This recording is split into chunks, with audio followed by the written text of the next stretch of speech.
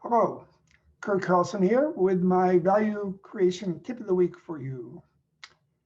Um, I was at a conference a couple years ago with Jack Ma. He gave the keynote and he stood up in front of 1,000 or more um, Chinese managers and began by saying, "You're all going out of business. You don't know why yet, but you're all going out of business." Well, the room kind of, you could see the room kind of shudder a little bit. What in the world was he about to say?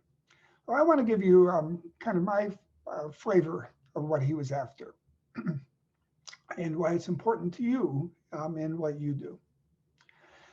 So, um, a few videos back, I analogized innovation to cooking, to parts of cooking. And the point I made was that cooking is an innovative activity. It's made up of different recipes where ingredients are combined in different ways. And because there are so many ingredients and there's so many ways you can combine them, basically the opportunities for innovation in cooking is infinite. They'll go on forever. There's no end. There's no end to it. And every once in a while, the world has discovered new ingredients like spices from India, and that transformed the world of cooking. The same thing is true of other forms of innovation, but more generally, they're made up of different forms of knowledge, technology, demographics, social trends, preferences, business concepts. And again, there are so many different ingredients that the opportunities for innovation are also endless. It'll go on forever. We don't have to worry about there being no opportunities in the future. And like the Indian spices, every once in a while, things come along that really are different, that really do change the game.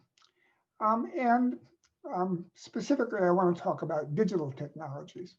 Digital technologies are special because in two ways. The first is they often tend to improve exponentially. So we know about Moore's law, every factor two every 5 years, let's say, be conservative. But that's a general property, whether we look in speech or natural language or video.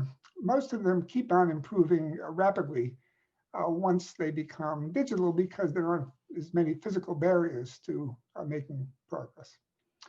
So that's one of the properties. They improve rapidly. The second property, though, is that they combine together much more easily. That's like spices that you can actually bring together and create whole new cuisines. So for example, the signals that are sent to your computer are in a form that can be easily digested by your computer and processed and used. Whereas if it were analog, which we had, 40 years ago, it's hard to do that. You've got to convert things and it's really clumsy and difficult. They don't combine easily and exponentially like digital technologies do. So some of you probably feel like the world really is moving faster. Well, it is, and that's one of the reasons why. Because these digital technologies really do combine in, not only are they improving exponentially faster, but they also combine in ways that also create exponential impact. So we have a double exponential going on here. In some areas like material science, you might say, well, it doesn't move, they don't grow like computer and communications technologies, which is true, but they get to use the tools, the exponential tools that are being developed and facilitated by the information technologies. And of course, we see the transformation almost everywhere. So medicine's basically becoming an information technology. And we have things like quantum computing coming along that's going to really profoundly change what we can do in that space. So it's a really powerful ingredient to throw into the mix to help accelerate not only IT, but other areas that have traditionally been more analog. So given that, what does that mean about what you ought to be looking for? Well, back to Jack Ma. So the thing about these exponential technologies is they improve rapidly, but they also combine. And I think he was telling the people that watch out, because when these technologies combine in different ways, they often open up new white spaces or new approaches that can put old white spaces out of business. So at SRI, we called them colliding exponential, and it was the basis for most of the things we look to do. So for example, Siri was the combination, again, of multiple exponential technologies. Intuitive surgical, same thing. Nuanced communications, same thing. It goes on and on like this. It's the power you can, the power, these are power tools that you can bring together to make big changes in what's possible. So I think Jack Ma was telling them, watch out, you know, these, if somebody can figure this out, how to bring those pieces together, they can get there really fast, faster than you might have thought possible even 10 years ago. So let's consider Musk. You know, Musk's a pretty unusual guy. You know, cars, you don't think of them as being kind of an IT play, but think of all the IT technologies he used to bring together to make that possible.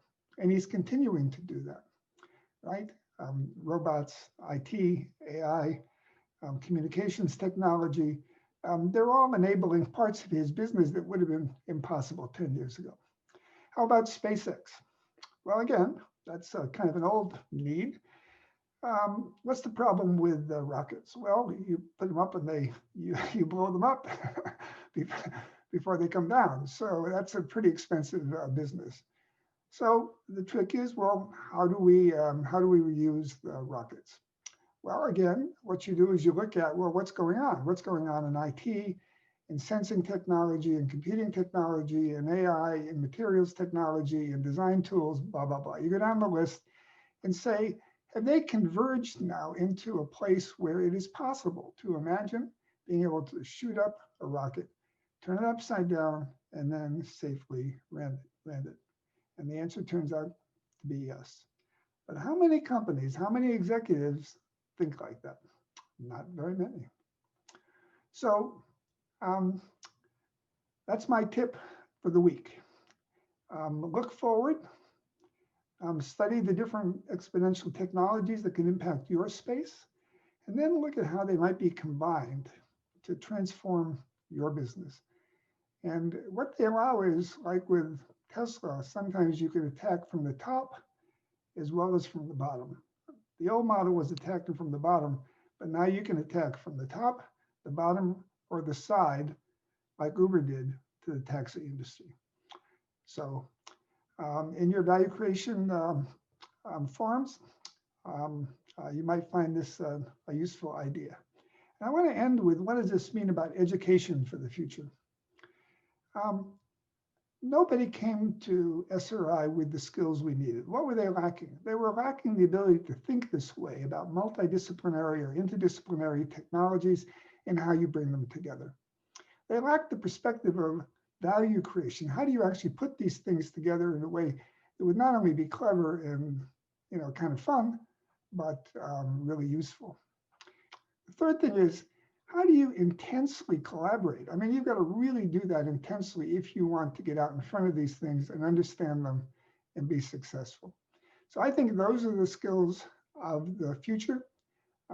Schools are now working to do that. I think the winners will be the ones who figure that out the best. And if you think this game is over, just think of this method we now use all the time called Zoom. Zoom is a very primitive technology. And consider that the iPhone is only 13 years old. This technology, 13 years from now, will not be in HD. It'll be in 4K and probably anything you want resolution. It'll be in 3D. It'll have AI tools. It'll have Siri-like interfaces to do simultaneous translation. And you'll be able to go into virtual environments with 3D, and you'll probably feel like you were in the room. So all these things are continuing. They're going to continue the acceleration. It's not over. It's just beginning. So happy holidays. Be safe. Be well. And remember, it's through innovation that we're going to make the world a better place. Good luck. Bye-bye.